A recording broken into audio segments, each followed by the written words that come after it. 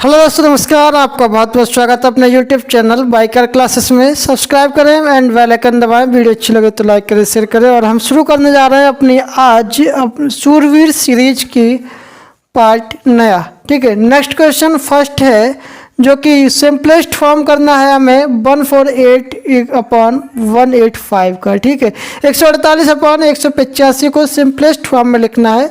ये भी कोई ज़्यादा सरल सवाल नहीं है, करने वाले को टफ है। ठीक है, करने वाले को टफ है। तो कैसे करेंगे इसको देखिए। हम 185 से 148 के लिए डिवाइड करेंगे तो क्या हो जाएगा, यह हो जाएगा डेसिमल में, यानी कि दशमलव में इसका आंसर आएगा। हमें करना है सिंपलेस्ट, साधारण रूप इसका लेके आना है। साधारण रूप का मतलब होता है कि ये बड़ा बड़ा लिखा है, इसको छोटे रूप में लेके आओ, यानी कि छोटे भिन्न में लेके आओ। तो हम इसको कैसे 5 से यदि काटना चाहें 185 को काट सकते हैं, 5 के अलावा भी किसी से नहीं काट सकते। 148 के लिए 2 से हम काट सकते हैं। लेकिन हमें क्या सिखाया गया है बेसिक कक्षाओं में कि यदि हम कभी भी किसी भी पहाड़े से काटें तो न्यूमरेटर और डिनोमिनेटर यानी कि हर और अंश और हर दोनों एक ही पहाड़े से कटना चाहिए, जो कि ऐसा संभव नहीं दिख रहा है इसमें। तो हम क्या करेंगे, 148 से 185 को क्या करेंगे, भाग दे देंगे। तो क्या होगा, 148 एकम 148 जो कि दोगुना करेंगे तो ज़्यादा हो जाएगा। अब 15 में से 8 गया तो कितना बचेगा, 8 7 15 होता है तो 5 बचा। ठीक है, यहाँ पर कितना बचा, 5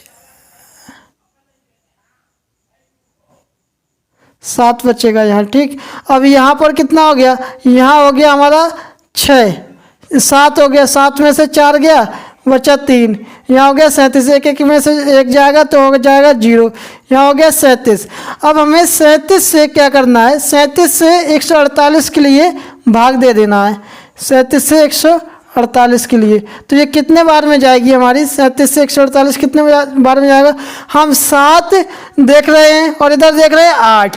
ठीक है, तो 8 को 7 का ऐसा पहाड़ा पढ़ो, यानी कि 7 में ऐसा पहाड़ा पढ़ो कि यहाँ पर जो हमारा लास्ट डिजिट हो वो 8 आ जाए।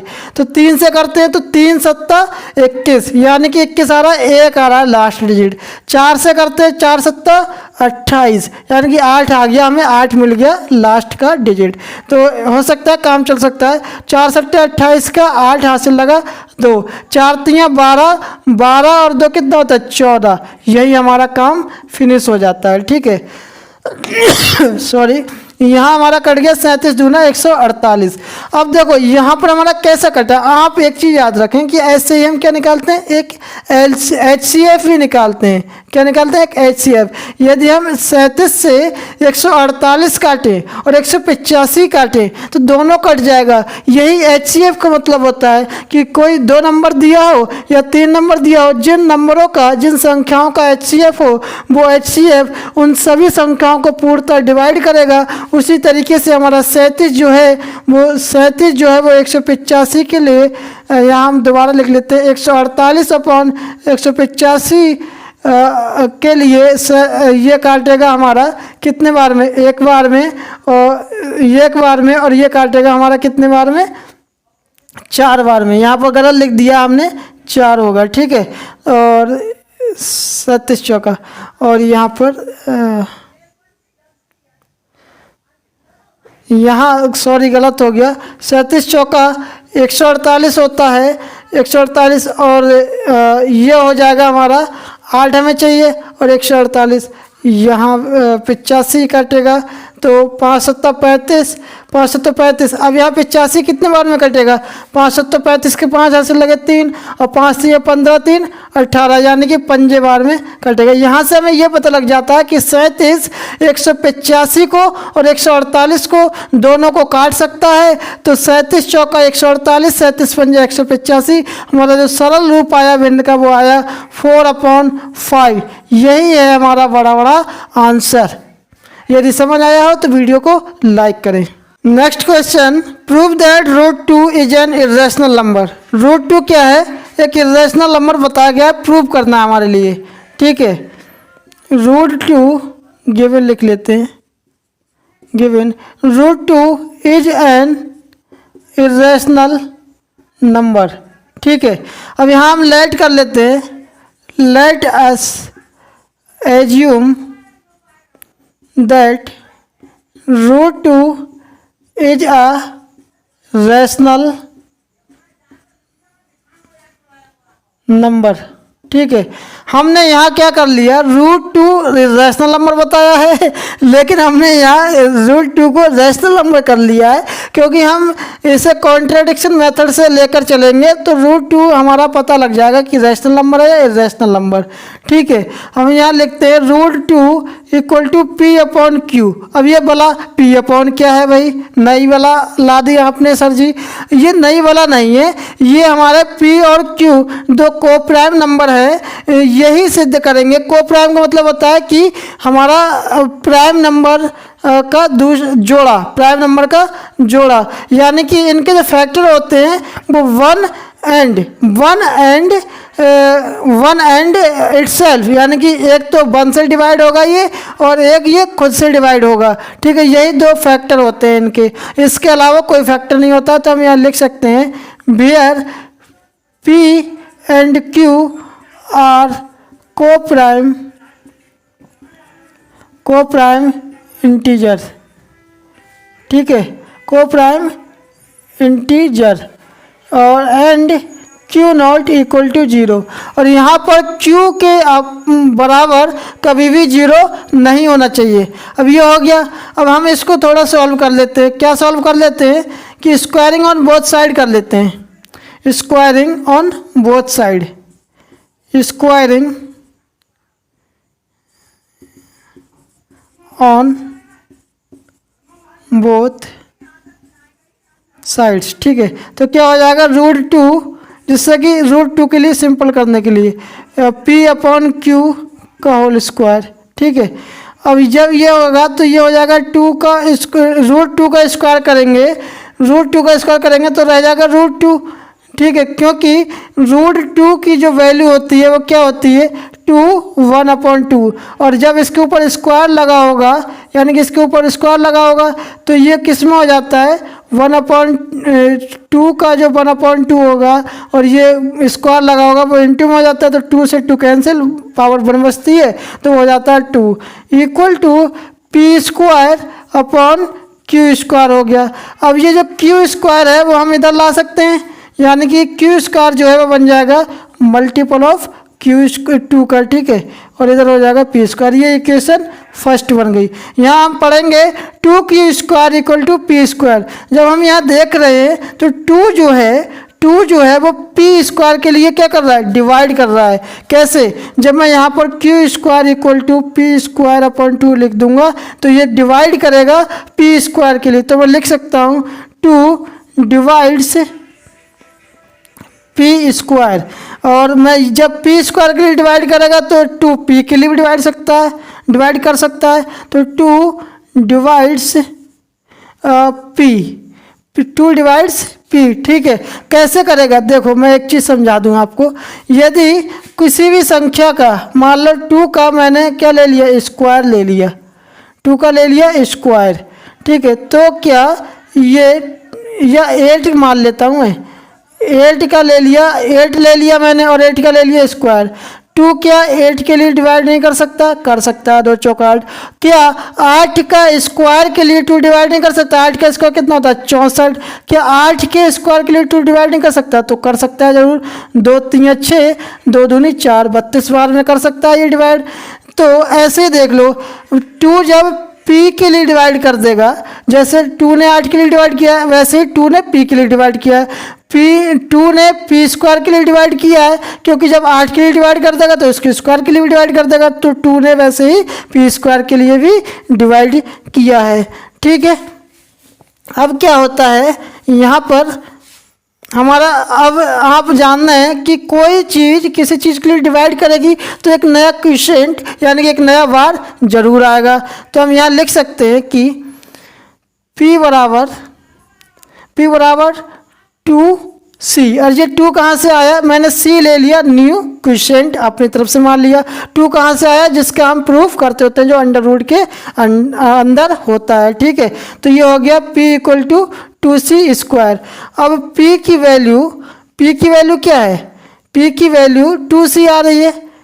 यहाँ पर मैं पुट कर सकता हूँ p² की वैल्यू, p की वैल्यू क्या आ रही है, 2c आ रही है। तो मैं ये रख सकता हूँ, क्या रख सकता हूँ, इधर करता हूँ, मैं यहाँ पर रख सकता हूँ put the value of p equal to 2c। ठीक है, तो मैं इन इक्वेशन फर्स्ट, ठीक है, इक्वेशन फर्स्ट में रख रहे हैं। अब क्या है, इक्वेशन फर्स्ट क्या है, 2q² इक्वल टू p²। ठीक है, तो p², 2q² वैसा ही रहेगा, p की वैल्यू क्या है 2c का होल स्क्वायर हो जाएगा। 2q² इक्वल टू 2 का जब स्क्वायर करेंगे तो 4, c का स्क्वायर करेंगे c² हो जाएगा। ठीक है, अब ये 2 से मैं 4 के लिए काट सकता हूँ, 2 से मैं 4 के लिए काट सकता हूँ, तो ये हो जाएगा 2 मतलब q² बराबर 4c² / 2। तो 2 से 2 कट गया, 2 से 4 कट गया 2 बार में, तो बचा q² इक्वल टू 2c²। अब आप देख रहे हैं कि 2 जो है वो q² के लिए काट रहा है। मैं ऐसे लिख सकता हूँ c² इक्वल टू q² / 2। तो ये जो 2 है वो q² के लिए काट रहा है, तो मैं ये लिख सकता हूँ 2 डिवाइड्स q²। अब ये भी लिख सकता हूँ 2 डिवाइड्स q। कैसे, जैसे मैंने अभी पहले बताया था, जब 2 q² के लिए डिवाइड कर रहा है तो 2 डिवाइड कर देगा q के लिए भी। अब मैं यहाँ कह सकता हूँ कि p and q both are divide, दोनों तो डिवाइड हो जा रहे हैं, लेकिन इनकी शर्त क्या है, ये कोप्राइम इंटीजर है, इनकी शर्त ये है कि ये 1 से कटेगा या फिर खुद से कटेगा, लेकिन ये तो 2 से ही डिवाइड हुए जा रहे हैं, मतलब इनका इन 2 के अलावा और भी फैक्टर बन रहा है। तो यहाँ मैं लिख सकता हूँ कि p and q are not coprime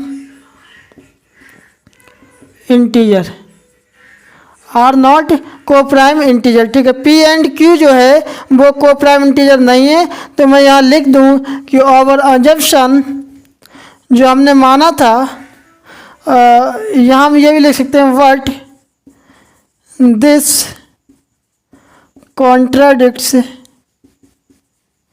the fact √2 is irrational. ठीक है, √2 क्या है, इरेशनल है, ये फैक्ट है। ये हमने वास्तविकता है √2 की कि √2 क्या है, इरेशनल नंबर है। ठीक है, तो हम लिख सकते हैं ओवर अजम्पशन इज रॉन्ग। हमने जो माना था वो कॉन्ट्राडिक्ट्स की मेथड से गलत हो गया, hence √2 is an irrational number.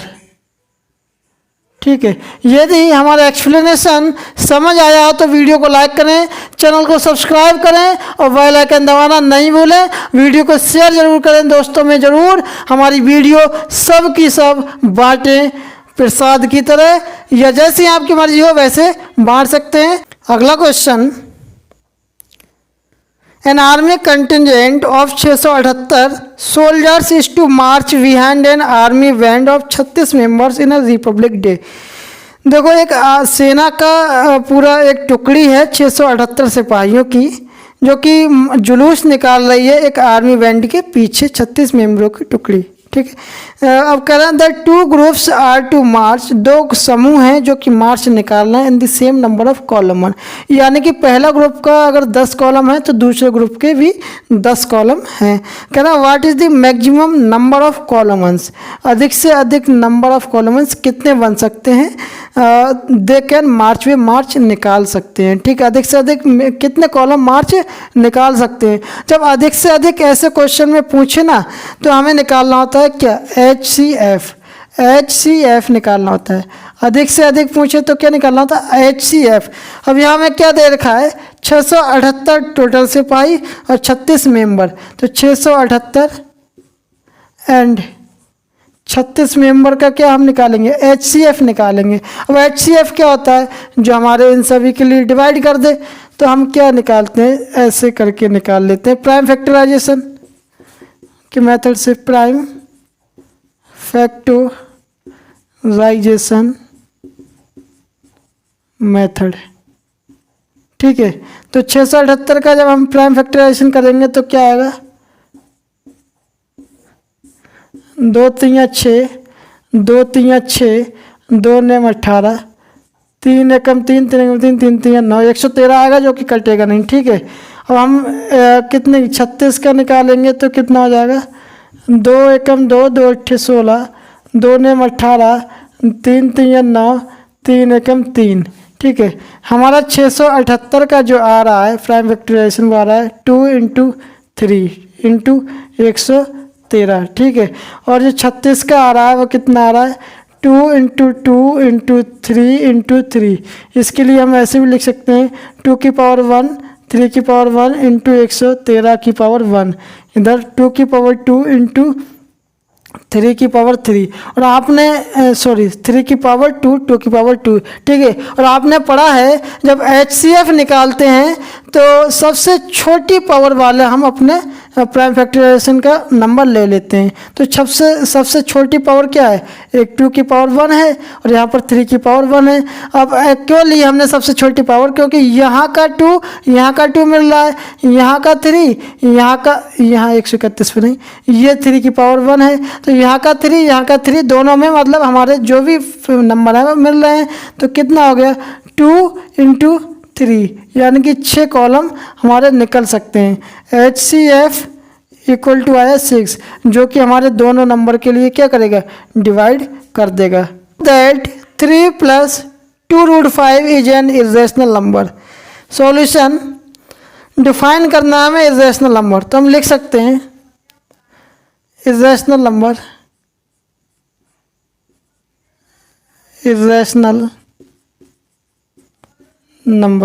ठीक है, irrational number is a number which can not be written in the form P/Q, where P and Q are co-prime integer। ठीक है, co-prime integer and Q not equal to 0, ये होता है irrational number. अब हमसे पूछा है प्रूव करना है 3 + 2√5 एक इरेशनल नंबर है। ठीक है, given 3 + 2√5 is an irrational number. ठीक है, लेट एस एज्यूम, हम तो मानेंगे भाई, लेट एस एज्यूम, क्योंकि कॉन्ट्रडिक्शन के मेथड से करना है, that 3 + 2√5 is a rational number. हमने इसको क्या मान लिया, 3 + √5 के लिए रैशनल नंबर। तो 3 + 2√5 इक्वल टू P/Q। लिख सकते हैं where P and Q are co-prime number and Q not equal to 0।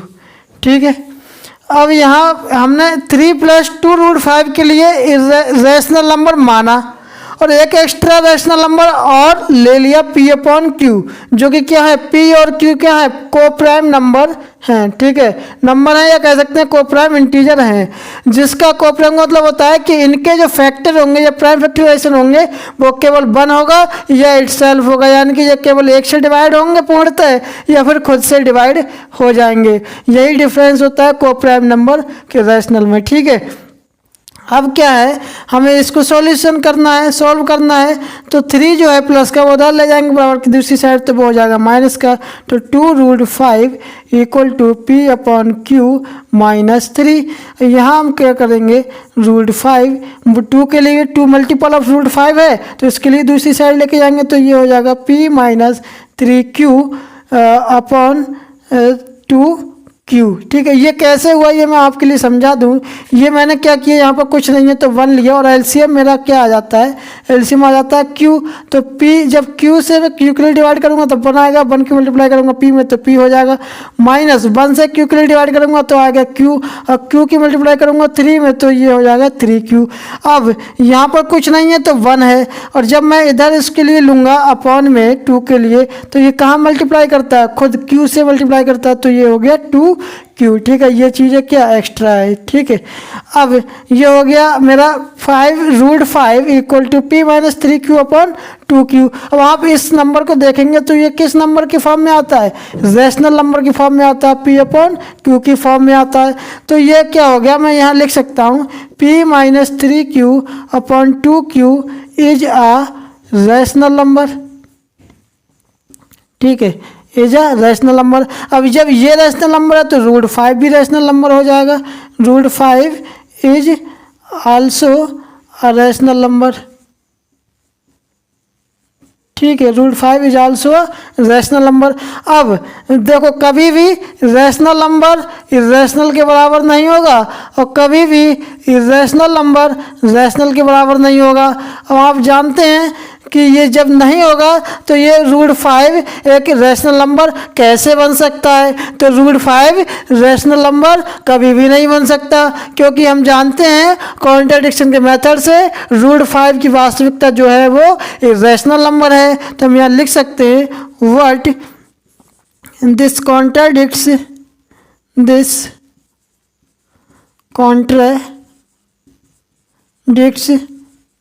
Fact √5 is an irrational number, ठीक है, इज एन इर्रेशनल नंबर। तो हम यहाँ लिख सकते हैं ओवर assumption इज रॉन्ग, ठीक है, hence 3 + 2√5 is an irrational number, ठीक है। यहाँ हमारे ये कैसे सिद्ध हुआ कि 3 + 2√5 एक इर्रेशनल नंबर है, क्योंकि √5 जो है वो कॉन्ट्रडिक्ट्स के मेथड से √5 इर्रेशनल नंबर है, और यहाँ पर तो इसको व्यवस्था में रैशनल नंबर बनना पड़ा था, क्योंकि हम मानते हुए आए थे इसको रैशनल नंबर, और जब रैशनल नंबर के इक्वल में जब कोई दूसरा नंबर होगा तो रैशनल नंबर ही पाया जाता है। इसीलिए ये कॉन्ट्रडिक्ट्स के मेथड से हमारा मानना गलत हुआ जो हमने माना था, और ये क्या हो गया, इसके साथ वाले जितने नंबर हैं 3 + 2 और √5 के साथ जो नंबर हैं वो इर्रेशनल नंबर भी सिद्ध हो जाते हैं, प्रूव हो जाते हैं। और इर्रेशनल नंबर की पहचान होती है कि irrational number is a number which can not be written in the form of P/Q where P and Q are co-prime integer and Q not equal to 0, ठीक है।